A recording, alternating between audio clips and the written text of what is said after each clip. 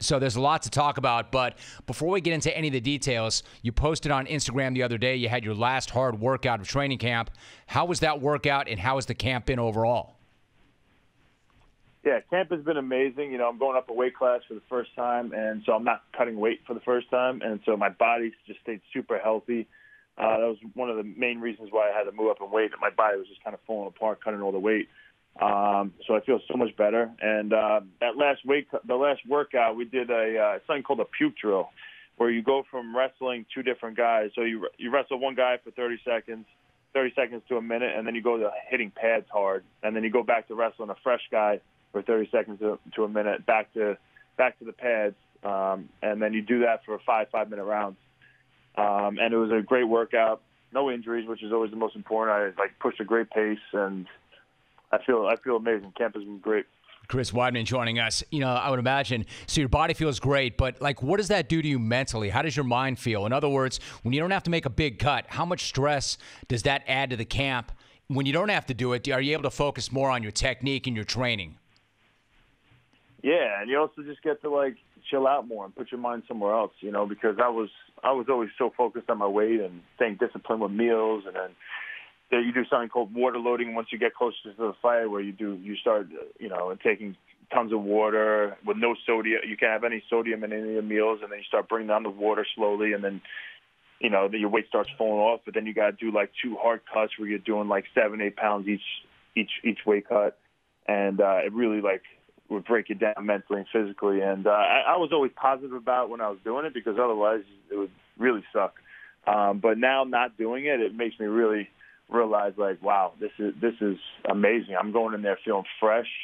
My mind is fresh. I feel like a new guy right now.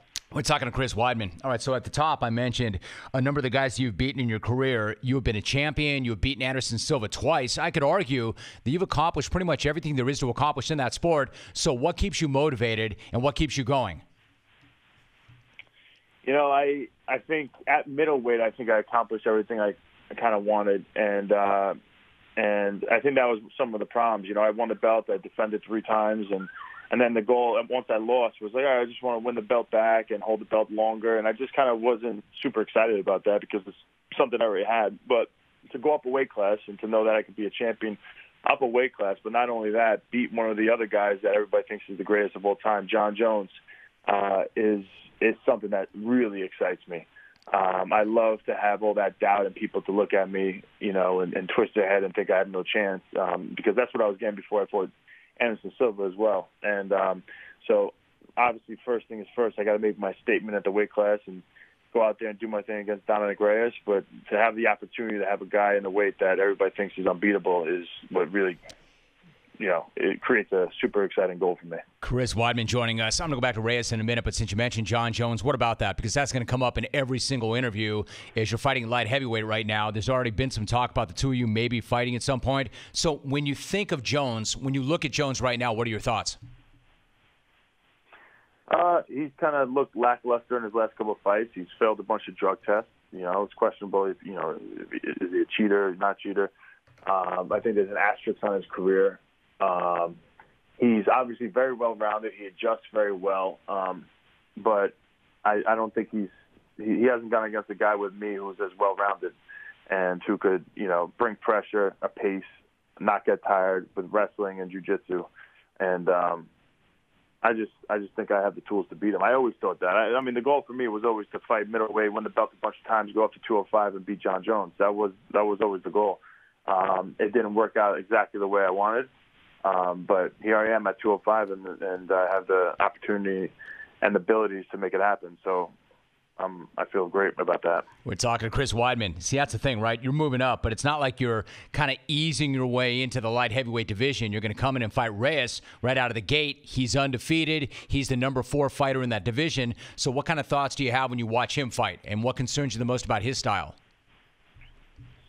He's a tough dude. He's hungry. He's undefeated, and he's got good footwork. He hits pretty hard. He has good kicks, southpaw, long. But he hasn't faced anybody he hasn't even faced really a wrestler yet. He was taken down 4 times in his last fight against a guy who was a striker. And so it's a different animal, not just like if I take him down and he has to worry about submissions and ground and pound. It's a different animal because on the feet, he's going to have to worry about the possibility of me taking him down. So it kind of ruins his whole stand-up game, too. It's going to really throw a curveball in there that he hasn't had to deal with. It's a lot different to multitask all those thoughts. So I think that's going to be the problem for him.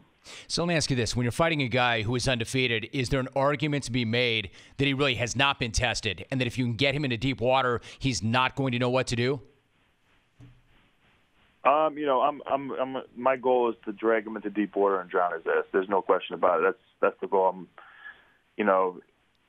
I'm bringing him to that spot, where it's either sink or swim, and I'm not going to give him a way out. So, and I've been in these positions. I love being uncomfortable and tired and pushing harder than the other guy, and he hasn't been there yet. So I'm excited to introduce him to that.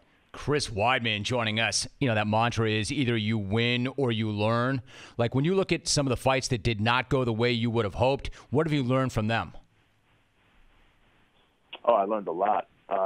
Each fight was so different that I lost, and there was different things I learned from each one of them. Technically, in the actual fight, preparation-wise, mentally, where I was at, and you kind of figure yourself out. You learn. I became undefeated world champion at 9-0. I beat Anderson Silva, and I defended my belt, 3 times, and I was undefeated, world champion. And I didn't think I was ever going to lose, and I didn't have those lessons yet. Now from losing, I feel like I got so much better, and I learned so much more about myself and learned what makes me great. And now I just, especially going up a weight class now, I just have a whole new outlook on who I am and what I want and how I get there. Chris Weidman joining me for a few more moments. You mentioned that change. So when you go to light heavyweight, what about your approach? Does the approach change, or do you do what you've done at middleweight, and will that work at light heavyweight? I feel like every fight was different for me, even at middleweight. It wasn't always the same exact, strategy.